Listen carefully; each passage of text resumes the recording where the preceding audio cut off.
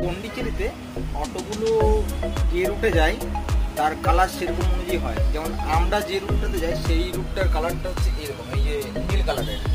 সব অটোগুলো কিন্তু এরকম নীল কালারের অটো।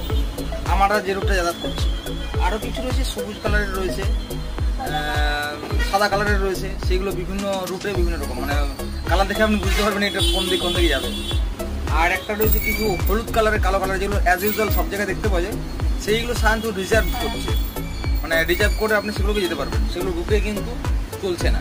আর সেই অটোগুলো খুব ছোট, আর এই অটোগুলো কিন্তু খুব বড়। এই যে ধরুন, এই যে এইদিকে 4 জন বসতে গুলোবে, আমার অপোজিটে প্রায় 6 জন বসতে গুলোবে, লম্বা মতো এটা একদম আছে দেখতে।